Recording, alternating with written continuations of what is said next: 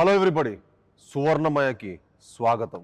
నాతో పాటు హైపరాది గారు, సుదర్శన్ గారు, మా director Kaushik and the most beautiful Anupama గారు ఉన్నారు. అన్నా మీరు హోస్టే కదా, గోస్ట్ మాట్లాడుతున్నారు అంటే అలా మాడవాడి సినిమా మరి సినిమా లా కదా కృష్ణపూడి సెట్కి రాగల ఆ వైపు మీలోకి వచ్చిందేమో అంత భయం. అది నాకు అదే భయం వేసింది. సెట్కి రాగల నాలో ఎవడన్నా వచ్చాడా ఏంటి, అందుకే చిన్న ఇంట్రడక్షన్ ఇద్దాం. నన్ను ఇలా హోస్ట్ లో కూర్చోబెట్టారు కదా. పైగా మన సినిమా ఇంకా 10 రోజులు రిలీజ్ అవుతుంది. ప్రమోషన్స్ ఎలా చేయాలి, ఏం చేయాలి ఏంటో, పైగా మీ డేట్స్ అసలు లేవంటున్నారు. బాబాయ్ అసలు మీ వల్ల హైపరాజ్ గారు డేట్స్ లేవనేసరికి ఇప్పుడే దొరికిందన్నారు. దొరికింది ఇమీడియట్ గా మేము అందరూ పరిగెట్టుకుంటూ వచ్చాం.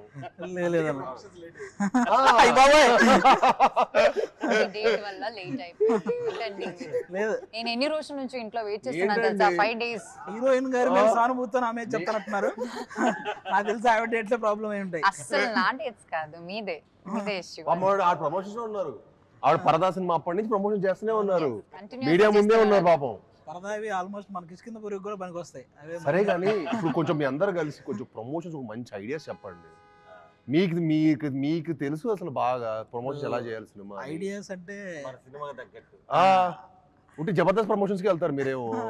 మా ప్రమోషన్స్ రారా అండి, మా సినిమా ప్రమోట్ చేయరా అండి? ఎందుకు చేయం సార్, మేము చాలా కష్టపడి తీసామండి. అది కాదు పైగా ఈ జానర్ లో నాకు తెలిసి కష్టపడి తీసామండి. ఇంటర్వ్యూకి 25 లక్షలు పెట్టి ఒక సెట్ వేసిన ప్రమోషన్ కంటే పెద్ద ప్రమోషన్. డబ్బులు చెప్పకండి. చెప్పదు సార్, ఎందుకు చెప్పాలి కూడా. ఎందుకంటే నాకు తెలిసి ఇంటర్వ్యూలకి ఎవరు ఇంత భారీ రేంజ్ లో ఎవరు ప్రమోషన్స్ చేయలేదు. అందుకే సెట్ అయిపోయాక ప్రమోషన్ వీడియో కూడా ఇద్దాం అనుకుంటున్నాం. చేయాలి. భారీగా ఉండాలి, స్కేరీగా ఉండాలని షూటింగ్ జరిగిన ప్లేస్ లా ప్లాన్ చేసాం. సార్ ఐడియాస్ చెప్పండి. అందరికి ఒక ఐడియా వేయండి.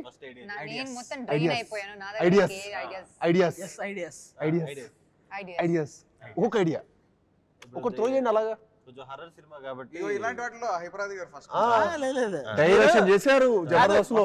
ఈ హర్రర్ క్రియేట్ చేసింది మీరు, ఈ సినిమా హర్రర్ క్రియేట్ చేసింది మీరు. చిన్న ఐడియా క్రియేట్ చేయలేరా? అంటే ఐడియాలు రాయడం కష్టం, కథలు రాయడం ఈజీ. ప్రమోషన్ లో కథలు అంటే లెంత్ ఎక్కువ అయిపోద్ది కాబట్టి. కానీ ఇప్పుడు ఎలా అయిపోయింది, 2 గంటలు ప్రమోషన్ చేయమంటే చేస్తా. సినిమా ఒక ఎత్తు అయిపోయింది, ప్రమోషన్ ఒక ఎత్తు అయిపోయింది. అదొక సినిమా, ఇదొక సినిమా. అవును 2 సినిమాలు చేసాం. అన్ని ఇంకో సెట్, అందుకే మేము సెట్ చేసాం. 2 సినిమా తీస్తున్నాం ఇప్పుడు. అంటే బేసిక్ గా ఏదైనా మనం షూటింగ్ కి వచ్చానా, నేను ప్రమోషన్ కి వచ్చానని అర్థం కాలేదు. బయోపిక్ ఏదైనా తీసినప్పుడు నాకు జెట్ లాగ్ ఫీలింగ్ ఉంది. Next time night time plan చేద్దాం. ప్లీజ్ అండి, ఆల్మోస్ట్ నైట్ లాగా. ఇంకా మేము యాక్టర్స్ రావయ్యా సినిమాకి. ప్రమోషన్స్ పొద్దున పెట్టావు కాబట్టి వచ్చాం. ఇంకా రాత్రి షూటింగ్ రావు అసలు. నేను అగ్రిమెంట్ రాసుకుంటున్నాను. నేను ఇప్పుడు నైట్ షూటింగ్ అయితే నేను సినిమా చేయట్లేదు. షూటింగ్ ప్రాసెస్ నేను అనుపమ డిస్కస్ చేసుకున్నాం. నెక్స్ట్ మనం సినిమా సైన్ చేసేటప్పుడు ఇదిగో క్లాస్ పెట్టాలి, నో నైట్ షూట్స్ అని.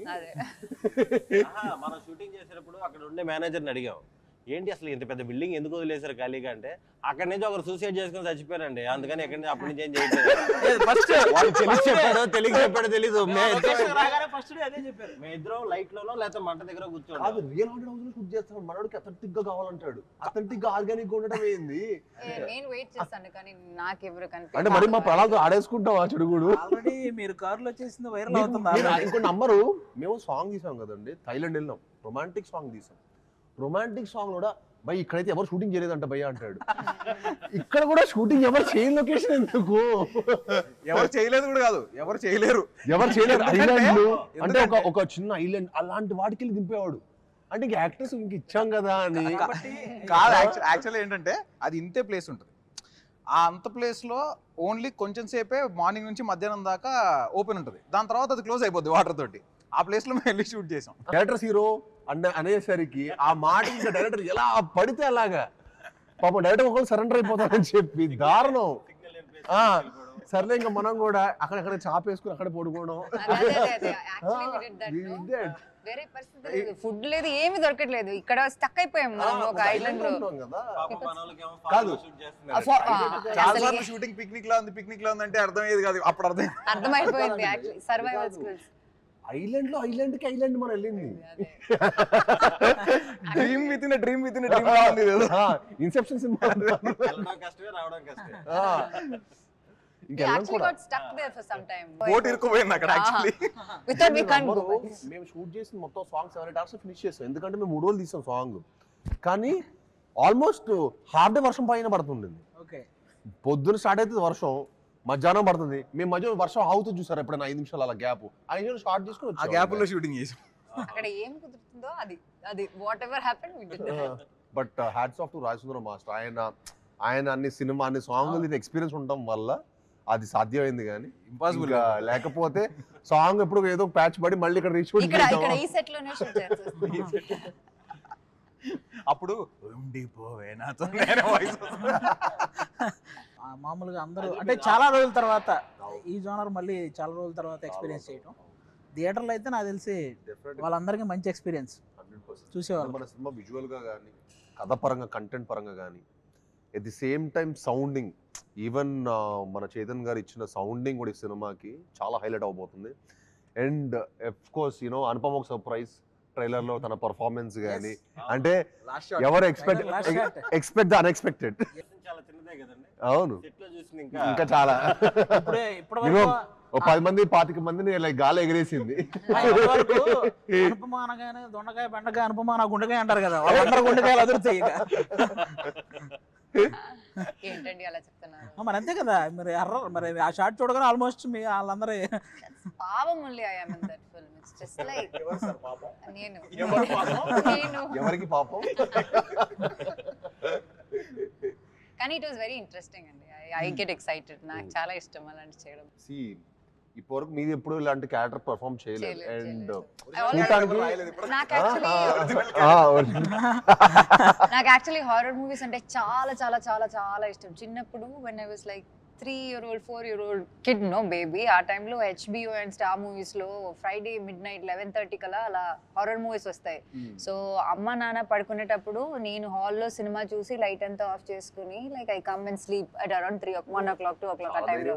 సో చిన్నప్పటి నుంచి నాకు ఇష్టం హారర్ ఫిల్మ్స్ అంటే. వాళ్ళ ఇంట్లో మదర్ ఫాదర్ పడుకున్న తర్వాత వాళ్ళు 10:30 అంటే అది కొంచెం డేర్ ఉన్నారు. అదే చిన్నప్పుడు కూర్చొని నేను చిన్నప్పుడు మా ఇంట్లో హోమ్ ఆ టైంలో మా అమ్మ నాన్న పడుకున్న తర్వాత ఆ టైంలో మనం రొమాంటిక్ మూవీస్ చూసాము. నేను చూసాను కదా. మీరు మాత్రమా? డైరెక్టర్ గారు అసలు ఇదిగో నేను చెప్పిన గుడ్ బై. ఇలాంటి సెగ్మెంట్ ఇంట్లో కూడా చేయకూడదు. ఆవిడకి హర్రర్ అంటే ఇంట్రెస్ట్ అనేది మాకు కూడా ఆ రోజు మన షూటింగ్ అప్పుడే ఆ బిల్డింగ్ లో సూసైడ్ చేసుకున్నారనే ఇన్సిడెంట్ మాకు తెలిసినప్పుడు మేము అవునా అని చిన్న జంతు ఆవిడేమో అవునా అని ఎగ్జైటింగ్ అడుగుతుంది ఎలా జరిగింది ఏంటి. వెళ్ళలేదు. I just have not like అది ఇంకా ఎక్సైటింగ్ అన్నమాట. Like for shooting also it's like actually జరిగింది ఇలాంటి ఏదో ఒకటి ఇక్కడ and some spirit okay how does it feel అన్న ఫీలింగ్ ఉండేది. I like. కాదు మీకు మీ చిన్నప్పుడు ఎక్స్పీరియన్స్ ఎలా ఉండేదండి హారర్ లో? ఇప్పుడు నాకు ఫర్ ఎగ్జాంపుల్ నాకేంటంటే నేను చిన్నప్పుడు ఈవిల్ డెడ్ లాంటి సినిమా కూడా నేను పక్కన 5 ఫ్రెండ్స్ పక్కన 5 కజిన్స్ పెట్టుకొని అప్పుడు చూసేవాడిని. నిజంగా నాకు తనలాగా ధైర్యంగా ఒకళ్ళే కూర్చొని అందరూ అది కూడా పడుకున్న తర్వాత ధైర్యంగా చూడాలంటే హారర్ కి అదొక గట్స్ ఉండాలి. నేను ఎప్పుడో 5 ఫ్రెండ్స్ పక్కన రే ఏంట్రా ఏం జరుగుతుంది అలా ఈవిల్ డెడ్ సినిమా. చిన్నప్పుడు ఏంటన్నా ఇప్పటికీ కూడా నైట్ అయితే జస్ట్ మనం పాట పాడడానికి వెళ్తే ఇంకో పాట పాడుకుంటూ వెళ్ళాలి, లేకపోతే ఏదో చిన్న తెలియని భయం. నాకు ఒకే ఒకసారి నాకు భయం వచ్చింది. అంటే అది ప్రాపర్ హారర్ కూడా కదా, మమ్మీ రిటర్న్స్ అనుకుంటా, mummy returns I don't know which one of that. అదే దానిలో ఒక సీన్ ఉంటది, ఒక టనల్ లాంటి దానిలో ఒకడు వెళ్తాడు, వాడు స్పెక్స్ ఇలా కింద పడిపోయి వాడికి కనిపించదు.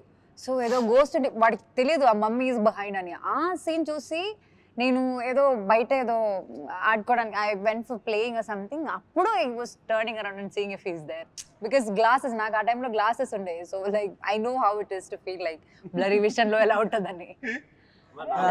మూవీ ఎక్స్పీరియన్స్ ఒకటి పొలాచి షూటింగ్కి వెళ్తే అండి, అక్కడ అజిత్ గారి సినిమా రిలీజ్ అవుతుంది, ముందు రోజు ఫ్యాన్స్ షో వేస్తారు, క్రేజ్ మామూలుగా ఉండదు ఇక్కడ, అది ఇది అని తీసుకెళ్ళారు. 10:30, 11కి తీసుకెళ్లారు, బాక్స్ రాలేదంట. బాక్స్ రాలేదని ఇందాక చెప్పి అహంబల సినిమా వేసారు.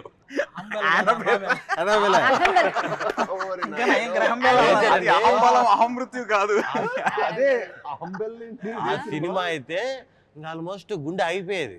చాలాసార్లు నేను అసలుకి నానా రకాల బూతులు తిట్టారు ఆ డైరెక్టర్ ని. మిమ్మల్ని తిడతారు అనుకోండి ఇప్పుడు చూస్తే. Annabelle కన్నా scary Chucky is the scariest one. మీరు అది ఏమో చూసారా? నాకు డోర్ తీసేటప్పుడు కూడా తిట్టేస్తున్నా, ఎందుకురా సౌండ్ వేసావు, డోర్ మామూలుగా తీయచ్చు కదరా. మాకు Chucky is really scary. Artist నేను చెప్పం కానీ మాకు ఒక హోటల్లో ఒక ఆర్టిస్ట్తో ఒక చిన్న ఇన్సిడెంట్. పడుకునే ముందు అతను బెడ్ మీద నేను పడుకుంటున్నాను మీరు అందరూ పడుకోండి అనేవాడు.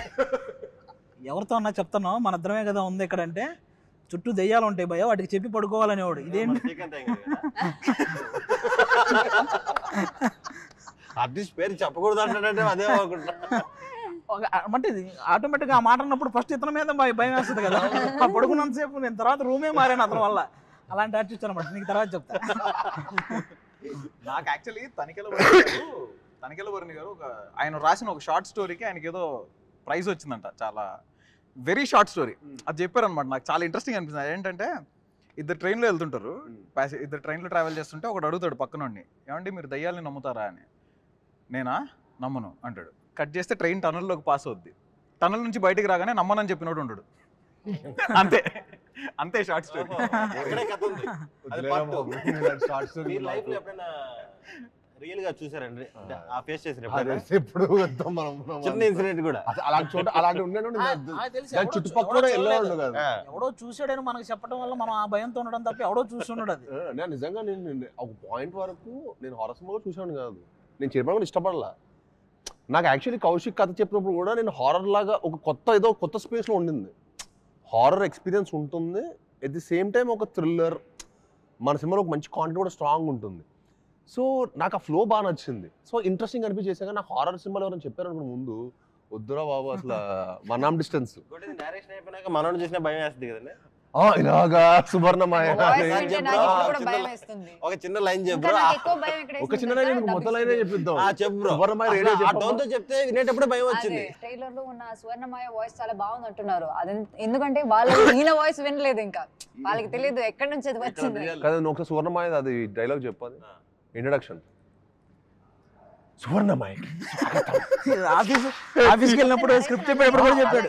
అమ్మ బాబాయ్, నా మైండ్ లో అయితే మీరు నమ్మరు, కరెక్ట్ క్లైమాక్స్ కి చాలా రేర్. అది కరెంట్ అనేది పోదు, జూబ్లీ హిల్స్ లో కరెంట్ పోవడం అనేది చాలా రేర్. సడన్ గా సినిమా అంతా అయిపోతుంది, లాస్ట్ లో కరెక్ట్ క్లైమాక్స్ ప్రీ క్లైమాక్స్ దగ్గర కరెంట్ పోయింది. ఏంటి ఏం ప్లానింగ్ చేసుకొని వచ్చాడా నన్ను కన్విన్స్ చేయడానికి?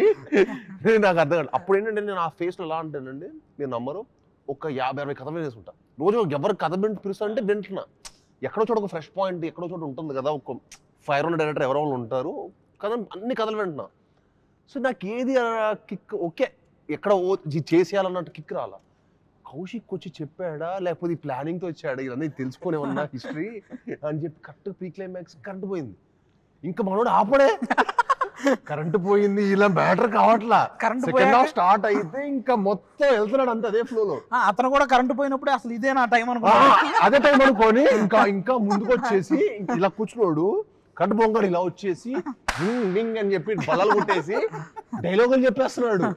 అరే ఏంట్రా ఇది, ఏం చేస్తాడు ఈ క్యాండిడేట్, ఇదేంటి ఏదో చెప్పండి. అది నమస్కారం. ఈరోజు శుక్రవారం 9/8/1989 ఆకాశవాణి తలుపులు తెరవబడ్డాయి. పునః ప్రసారాలు నేటితో మొదలు. ఈ భూమి కన్నా అద్భుతానికి ఇది పునర్జన్మ. దిక్కులు పిక్కటిలే శబ్దాలతో ఘన గాంభీర్య స్వాగతం.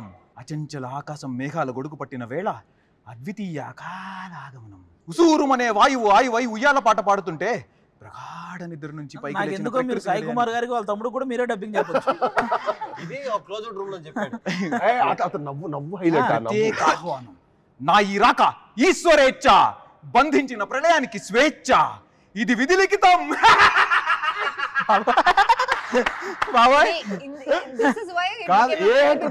చెప్పండి భయ్యా, ఆ నవ్వుకి హారర్ సినిమా జానర్ అంటే ఏ యాక్టర్ కన్విన్స్ అవ్వడు?